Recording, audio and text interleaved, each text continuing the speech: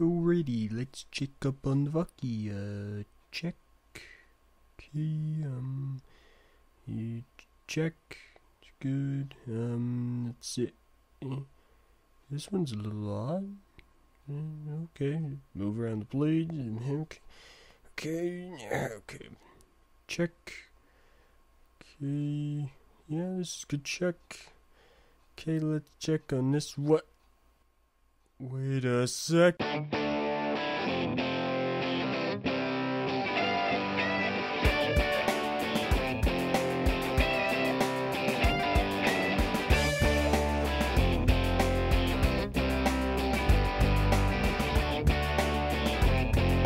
Hello everyone, and welcome back to the recap review.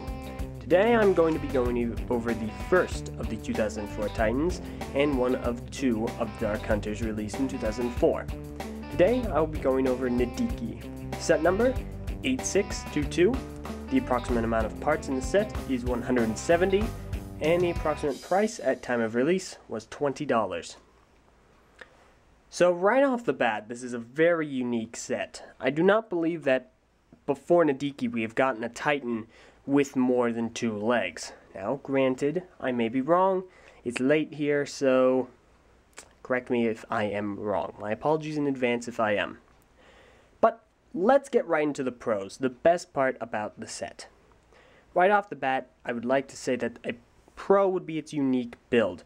Nidhiki has a very solid construction, and for such a unique look.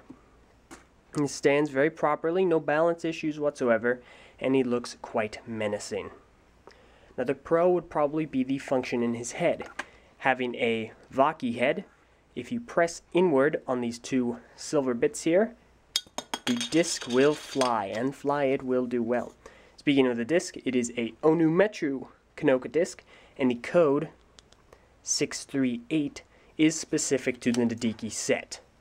So you will not find that code with a Vaki or Tahuti. At least that's what I understand.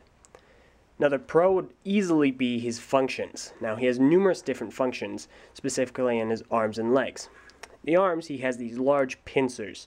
They're very custom built, very solid design. If you press downward on this little bit here, the claw will unhinge and will open up. And then you just press back up, and the opposite will happen. So, alternatively, what you can just do is, if it's in this position, you just go, but to each their own. Probably another pro would be his articulation. He has a standard amount of articulation. Elbows are standard now. And in the shoulders. But he also has unique articulation in the fact that his legs are all individual, but his hips, he can do this, which is fantastic. Another pro, back to the functions, would be his legs. Now his legs can move only in this direction. And while that may seem limited, the fact that they move at all is pretty good. Now as far as a function goes, the legs have a similar design to the claws. So what you do is just flip them back, and they'll fold up nice and neat. And what you can do, this is great for storage purposes, because you just do that, fold them back, fold his arms, and bam, you have King Tut. Put him in a coffin, crossed arms. Okay, this is in ancient Egypt. But anyway, so that's a great function. This also correlates to the story pretty well, as in Legends of Metronui, you can see him and Kreka do this and fly about. So that's pretty neat.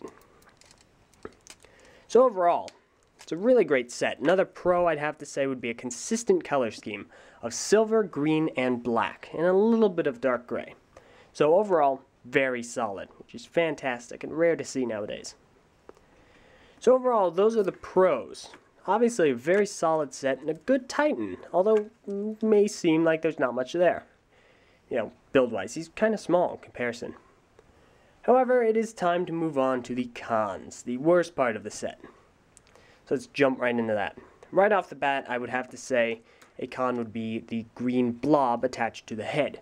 Obviously, this is a flaw I've had with the Vaki, as it is just a giant not even fully translucent, semi-translucent blob of one certain color that is not really easily mixed with others. And obviously this breaks the color scheme up pretty badly, as you have all these dark colors, and then there you have that.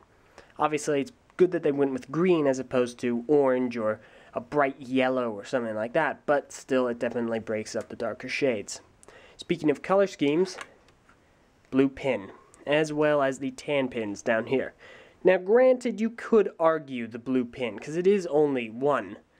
Yeah, it's only one blue pin. You could argue that it is a heart light, and if you would like to do that, I will accept that. Another con would probably have to be the lack of mobility in the legs when moving this way. They also do not move up and down, so that's kind of a bummer. Another con would be his back. Now for some reason the front looks really nice. It looks very complete. However, the back on the other hand is very open and empty, with an open socket joint as well as 2 open pins.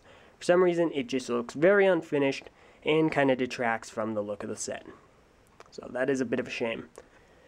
Another con, and this is probably only specific to certain people, if you do this enough, the blade will come loose and fall out.